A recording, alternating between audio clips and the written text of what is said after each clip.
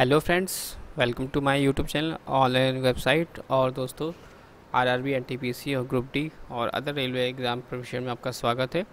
दोस्तों, आज हम लोग बात करेंगे मॉडल प्रैक्टिस सेट 1 की, जिसमें कि दोस्तों आप देख सकते हैं सामान्य ज्ञान, अंकगणित, सामान्य सतर्कता और तर्क संगतता के क्वेश्चंस को सॉल्व करने की कोशिश करेंगे।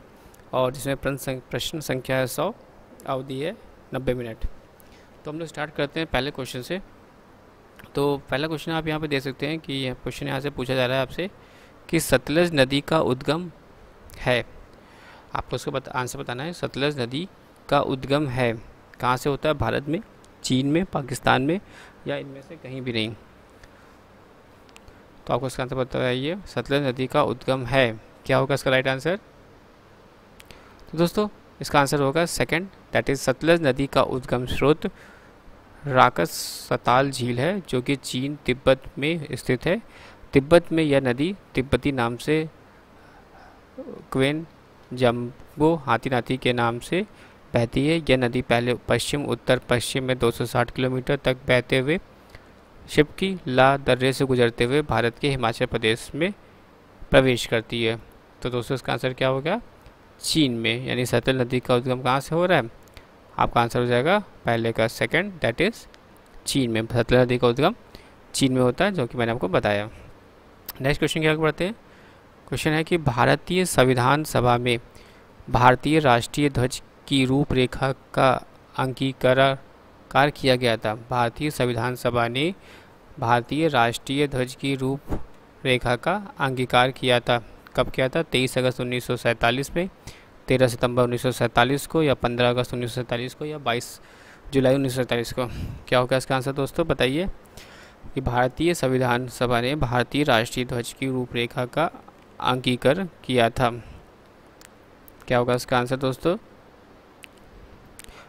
तो इसका आंसर होगा फोर्थ, दैट इज़ भारत के राष्ट्रीय ध्वज को इसके वर्तमान रूप में 22 जुलाई 1947 को संविधान सभा द्वारा स्वीकार किया गया।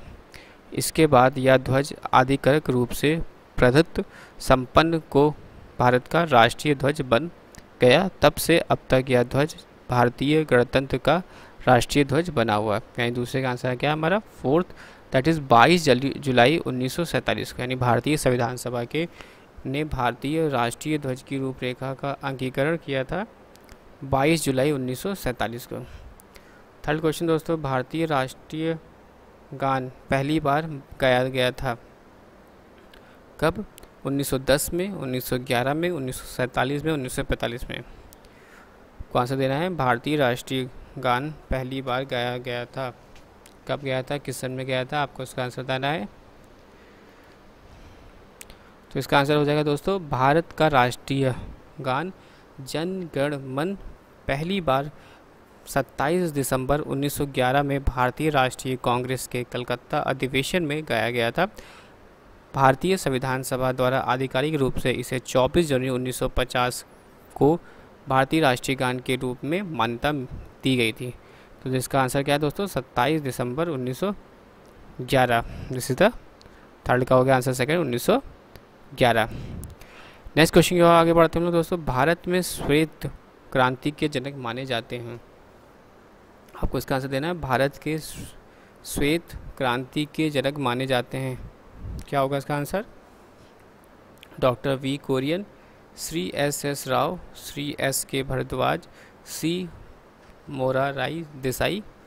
श्वेत क्रांति के जनक किन्हें कहा जाता है दोस्तों? इसका क्या आंसर होगा दोस्तों? डॉक्टर वर्गीज कुरियन को श्वेत क्रांति का जनक माना जाता है। बिलियन लीटर आइडियल या ऑपरेशन फ्लड का प्रतिपादन करने के कारण ही डॉक्टर वर्गीज कुरियन को श्वेत क्रांति का जनक माना गया है। इसी ऑपरेशन के कारण भारत अपार दूध वाले राष्ट्र का श्रेणी से निकालकर 1998 में दूध उत्पादन के क्षेत्र में संयुक्त राज्य अमेरिका को पीछे छोड़ते हुए विश्व में दूध का सबसे बड़ा उत्पादक बन गया। दोस्तों, आंसर क्या होगा? Doctor V Kurien. Next question हम लोग दोस्तों आगे बढ़ते हैं। भारत का राष्ट्रीय फल है, क्या है राष्ट्रीय फल? सेब, गन्ना, संतरा या आम?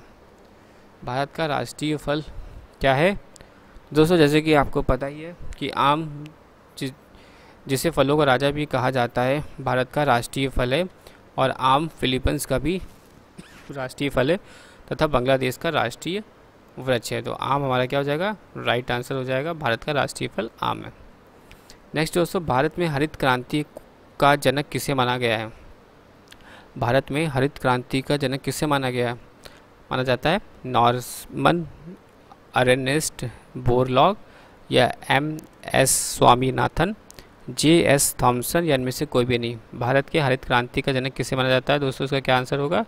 भारत के हरित क्रांति का सफल नेतृत्व करने तथा उच्च गुणवत्ता वाले गेहूं की किस्मों का विकास करने के लिए कारण M.S. स्वामीनाथन को भारतीय हरित क्रांति का जनक माना जाता है, जबकि वैश्विक स्तर पर डॉक्टर नॉर्मन बोरलॉग को हरित क्रांति का जनक माना जाता है। तो दोस्तों आंसर क्या हो जाएगा? S.S. स्वामीनाथन। दोस्तों आगे बढ़ते हैं लोग क्वेश्चन नंबर 7 पर। राष्ट्रीय स्मार्ट गवर्नमेंट संस्थान कहाँ स्थित है? राष्ट्रीय स्मार्ट गवर्नमेंट संस्थान कहाँ स्थित है? हैदराबाद में, मुंबई में, पुणे में या दिल्ली में? क्या होगा इसका राइट आंसर? राष्ट्रीय स्मार्ट गवर्नमेंट स्थान कहाँ स्थित है? तो दोस्तों वर्ष 2002 में भारत सरकार और नासकॉम के द्वारा संयुक्त रूप से गठित national institute for smart government एक आलाभकारी कंपनी है जिसका मुख्यालय हैदराबाद में स्थित है। तो कहाँ होगा इसका आंसर? हैदराबाद। राष्ट्रीय स्मार्ट गवर्नमेंट संस्थान हैदराबाद में स्थित है। नेक्स्ट क्वेश्चन पे दोस्तों बढ़ते हैं आगे। लव निम्नलिखित में किस खेल से संबंधित है? लव निम्नलिखित में से किस खेल से संबंधित है? आपका टेनिस से, क्रिकेट से, पोलो से या बिलियर्ड से? क्या होगा इसका आंसर दोस्तों? तो लव शब्द का प्रयोग आप देख सकते हैं, लव शब्द का प्रयोग टेनिस में किया जाता है जिसका अर्थ है शून्य। जब टेनिस में इस शब्द का प्रयोग होता है तो इसका मतलब होता है कुछ नहीं। निश्चित रूप से इस शब्द का प्रयोग ताश खेलने में भी किया जाता है। टेनिस खेल में जब दोनों खिलाड़ियों का स्कोर 0 होता है तब कहा जाता है लव ऑल। नेक्स्ट क्वेश्चन की ओर आगे बढ़ते हैं हम लोग दोस्तों। वृंदावन गार्डन स्थित है? वृंदावन गार्डन स्थित है कहाँ पे? मथुरा में, मनाली में, मैसूर में, मोहाली में? क्या होगा इसका आंसर? वृंदावन गार्डन स्थित है मथुरा में, मनाली में, मैसूर में और मोहाली में। क्या होगा इसका आंसर दोस्तों? 9th आंसर, वृंदावन गार्डन कहाँ स्थित है? तो आंसर हो जाएगा वृंदावन गार्डन दोस्तों कृष्णा राज सागर जलाशय के नीचे मैसूर कर्नाटक में स्थित है। इसका वर्णन देश के सबसे सुंदर जगमगाती बत्तियों से सुसज्जित टेरास गार्डन्स के रूप में किया गया है। इस गार्डन को बनाने का विचार मैसूर के पूर्व दीवान M. विश्वेश्वरैया और मिर्जा M. इस्माइल के दिमाग में आया था। तो दोस्तों क्या होगा आंसर इसका?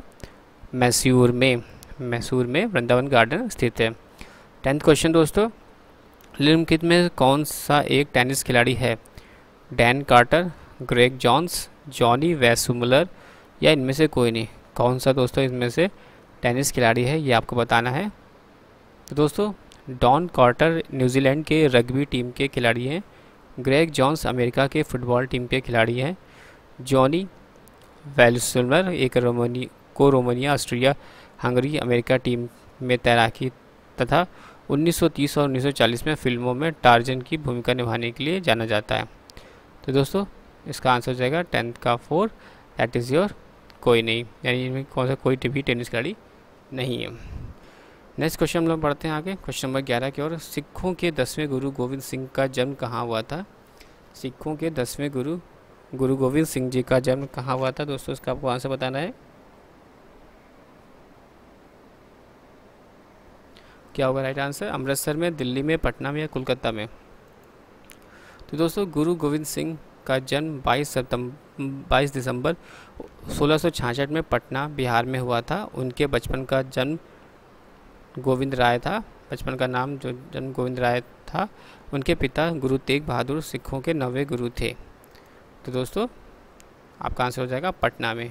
सिखों के 10वें गुरु गोविंद सिंह जी का जन्म पटना में हुआ था। दुनिया का नवीनतम देश है? क्वेश्चन नंबर 12 कौन सा नवीनतम देश है आपको बताना है। दक्षिणी सूडान गणतंत्र, बेलारूस, अजरबैजान और बहरीन। क्या होगा इसका राइट आंसर? दुनिया का नवीनतम देश है दोस्तों 1 जनवरी 2011 को हुए राजनीतिक जनमत संग्रह के आधार पर दक्षिणी सूडान 9 जून 2011 से विश्व का एक नया देश बन गया है। इस देश को सूडान की स्वतंत्रता प्राप्त हुई है। तो दोस्तों क्या आंसर हो जाएगा इसका? दक्षिणी सूडान गणतंत्र जो है ये नवीनतम देश है। नेक्स्ट क्वेश्चन की ओर बढ़ते हैं दोस्तों। क्वेश्चन नंबर 13, सम्राट अशोक महान जिसने 40 वर्षों तक भारत में राज्य किया की राजधानी उस समय का नाम था? क्या था नाम दोस्तों? जिसने 40 वर्षों तक भारत में राज्य किया था उसकी राजधानी का नाम क्या है दोस्तों? पाटलिपुत्र। पाटलिपुत्र जिसे वर्तमान में पटना के नाम से जाना जाता है, प्राचीन काल में महान मौर्य सम्राट चंद्रगुप्त मौर्य और अशोक द ग्रेट की राजधानी थी। इसका निर्माण मगध शासक अजातशत्रु ने 490 ईसा पूर्व में कराया था। तो दोस्तों आंसर क्या हो जाएगा? पाटलिपुत्र। नेक्स्ट क्वेश्चन दोस्तों 14 क्वेश्चन, निम्नलिखित में से कौन सा देश आसियान का सदस्य नहीं है? तो वियतनाम, दारुसलाम, बांग्लादेश, म्यांमार। आगे बताना कौन सा देश जो है इसमें एशियान का सदस्य नहीं है। क्या होगा इसका आंसर? तो दोस्तों इसका आंसर हो जाएगा एशियान। जैसे कि 10 देशों का संगठन होता है, इसमें Brunei Darussalam, Cambodia, Indonesia, Laos, Malaysia, Myanmar, Philippines, Singapore, Thailand और वियतनाम शामिल है। इस संगठन की स्थापना 8 अगस्त 1967 में बैंकॉक में की गई थी। तो दोस्तों इसका आंसर हो जाएगा थर्ड, बांग्लादेश जो है इसमें नहीं है शामिल। नेक्स्ट क्वेश्चन आगे बढ़ते हैं दोस्तों। क्वेश्चन नंबर 15, उस राज्य का नाम बताइए जहां से भारत का प्रथम राष्ट्रपति चुना गया। उस राज्य का नाम बताइए जहां से भारत का प्रथम राष्ट्रपति चुना गया। उत्तर प्रदेश, मध्य प्रदेश, पश्चिम बंगाल और बिहार। प्रथम राष्ट्रपति की बात हो रही है। क्या होगा इसका आंसर? दोस्तों राजेंद्र प्रसाद जी भारत के प्रथम राष्ट्रपति थे। उनका जन्म बिहार के सीवान जिले के जरदोई नामक एक गांव में हुआ था। वह 26 जनवरी 1950 से 13 मई 1962 तक 2 बार भारत के राष्ट्रपति रहे। तो दोस्तों क्या हो जाएगा आंसर आपका? बिहार। निम्नलिखित में से कौन सा आयोग सर्वप्रथम भारत के संविधान को किसी धारा के अंतर्गत किसी निश्चित प्रावधान के अनुपालन में स्थापित किया? विश्वविद्यालय अनुदान आयोग, राष्ट्रीय मानवाधिकार आयोग, चुनाव आयोग या केंद्रीय सतर्कता आयोग। क्या होगा इसका आंसर दोस्तों? क्वेश्चन नंबर 16 का भारतीय निर्वाचन आयोग की स्थापना संविधान के धारा 324 के अंतर्गत 25 जनवरी 1950 को की गई थी। संविधान की यह धारा चुनाव आयोग को भारत में राष्ट्रपति एवं उपराष्ट्रपति संसद के दोनों सदनों के चुनाव स्वतंत्र एवं निष्पक्ष रूप से कराने और निर्धारित करने एवं नियंत्रित करने की शक्ति प्रदान करता है। क्वेश्चन 17 की तरफ बढ़ते हैं दोस्तों आगे। क्वेश्चन नंबर 17 कह रहा है कि 1946 में गठित अंतरिम सरकार के डॉक्टर राजेंद्र प्रसाद किस विभाग के मंत्री थे? 1946 में गठित अंतरिम सरकार के डॉक्टर राजेंद्र प्रसाद किस विभाग के मंत्री था? बताना रक्षा, विदेशी मामले, खाद्य एवं कृषि या उनमें से कोई नहीं। तो दोस्तों 2 सितंबर 1946 को जवाहरलाल नेहरू के नेतृत्व में 12 मंत्रियों का नामांकन के साथ अंतरिम सरकार की स्थापना की गई थी और इस सरकार में राजेंद्र प्रसाद को खाद्य और कृषि मंत्रालय सौंपा गया। बाद में दिसंबर 1946 को राजेंद्र प्रसाद को संविधान सभा का अध्यक्ष चुना गया। तो दैट इज खाद्य एवं कृषि। खाद्य एवं कृषि is the right answer. Question number 18 की बात करते हैं। इच्छा मृत्यु को कानूनी रूप देने वाला पहला देश निम्नलिखित में कौन सा है? Austria, Switzerland, Netherland, Canada. इच्छा मृत्यु वाला दोस्तों नीदरलैंड जो विश्व का पहला ऐसा देश बन गया है जिसने नवंबर 2000 में असाध्य रोग से पीड़ित होने के कारण मृत्यु की इच्छा रखने वाले व्यक्ति को कानूनी रूप से आत्ममरण स्वीकृति प्रदान की है। इस नए विवादित नियम के अनुसार डॉक्टरों को सख्त दिशा निर्देश जारी किया गया कि वे आत्ममरण स्वीकृति प्रदान करने के समय रोगी की स्थिति को विशेष ध्यान रखें। तो दोस्तों आपका आंसर हो गया दैट इज़ फ्री नीदरलैंड। निम्नलिखित में से एक हिंदुस्तानी शास्त्रीय गायक है, इसका आपका आंसर देना है। गीता चंद्रन, लीला सैमसन, गुंगवई हंगल और स्वप्न सुंदरी, इसका आंसर बताना है आपको।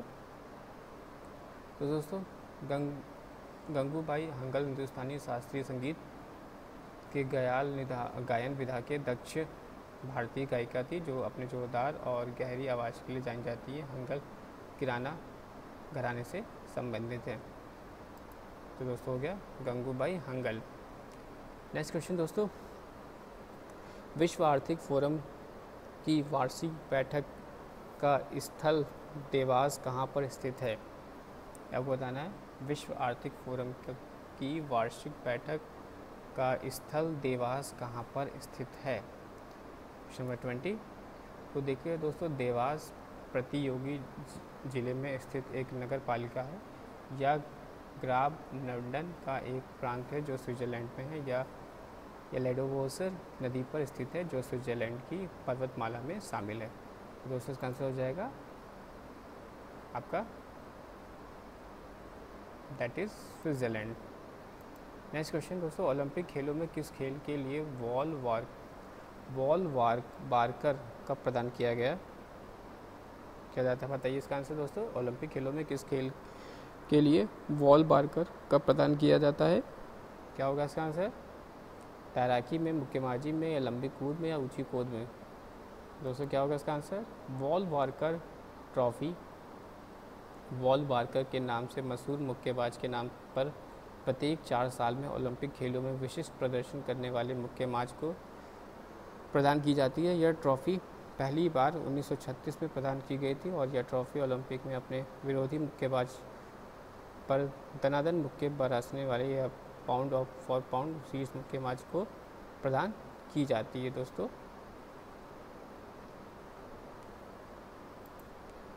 यानी मुक्केबाजी is the right answer. Next question दोस्तों 22। प्राचीन नगर तक्षशिला निम्नलिखित में से किनके बीच में स्थित है? प्राचीन नगर तक्षशिला निम्नलिखित में से किनके बीच में स्थित है? सिंधु तथा झेलम, झेलम तथा चिनाब, चिनाब तथा रावी, और रावी तथा ब्यास। क्या होगा इसका आंसर? दोस्तों तक्षशिला शहर सिंधु और झेलम नदी के बीच में तथा पोटवार पठार के मुरी पहाड़ियों की घाटियों में स्थित है। यह रावलपिंडी शहर के उत्तर पश्चिम में 20 मील की दूरी पर स्थित है। दोस्तों इसका आंसर हो जाएगा सिंधु और तथा झेलम, सिंधु तथा झेलम। निम्नलिखित में से कौन सा विद्रोह बंकिम चंद्र चटर्जी के उपन्यास आनंद मठ के द्वारा प्रसिद्ध हुआ है? क्या होगा इसका आंसर दोस्तों? 18वीं शताब्दी के अंत में सन्यासी विद्रोह का पृष्ठभूमि पर आधारित आनंद मठ का प्रकाशन 1882 में किया गया था। भारत के राष्ट्रीय गीत वंदे मातरम को सर्वप्रथम इसी उपन्यास से प्रकाशित किया गया। दोस्तों क्या हो जाएगा आंसर इसका? सन्यासी विद्रोह। क्वेश्चन 24 दोस्तों क्या है? निम्नलिखित में से कौन सा कथन सत्य नहीं है? ये आपको बताना है कि महानदी का उद्गम छत्तीसगढ़ में है, सत्य नहीं है ये बताना है दोस्तों। गोदावरी नदी का उद्गम महाराष्ट्र से हुआ है, कावेरी नदी का उद्गम आंध्र प्रदेश में है, ताप्ती नदी का उद्गम मध्य प्रदेश में। क्या होगा आंसर दोस्तों इसका बताइए? तो दोस्तों इसका आंसर हो जाएगा आपका कावेरी नदी का उद्गम परंपरागत रूप से कर्नाटक के पश्चिमी घाट पर स्थित क्वाडगु के ताल कावेरी से हुआ था। सामान्य तौर पर यह नदी कर्नाटक में दक्षिण तथा पूर्व में बहते हुए तमिलनाडु और दक्षिण दक्कन के पठारों से बहते हुए दक्षिण पूर्व के निचले मैदानों पर बहती है। दोस्तों इसका आंसर जाएगा थर्ड, दैट इज कावेरी नदी का उद्गम आंध्र प्रदेश में है। एंड दोस्तों क्वेश्चन नंबर 25। 1929 में किसकी अध्यक्षता में आयोजित हुए भारतीय राष्ट्रीय कांग्रेस के लाहौर अधिवेशन में ब्रिटिश शासन के से पूर्व स्वतंत्रता प्रस्ताव पारित किया गया था? बाल गंगाधर तिलक, गोपाल कृष्ण गोखले, जवाहरलाल नेहरू और मोतीलाल नेहरू। क्या होगा इसका आंसर दोस्तों? लाहौर में 1929 में कांग्रेस अधिवेशन की अध्यक्षता जवाहरलाल नेहरू ने की थी और इस अधिवेशन में पूर्ण स्वराज मांग की गई थी। इस अधिवेशन में भारतीय राष्ट्रीय कांग्रेस के पूर्ण स्वराज को अपने लक्ष्य के रूप में पाने की घोषणा की गई थी। तो दोस्तों आप नेक्स्ट वीडियो में हम लोग बात करेंगे इसके आगे क्वेश्चंस के बारे में। प्लीज़ आप लोगों को ये वीडियो पसंद आया हो तो लाइक और सब्सक्राइब करिएगा और मेरे साथ जुड़े रहिएगा, और साथ ही साथ मेरे टेलीग्राम चैनल को भी ज्वाइन करिएगा। Thanks for watching and sharing.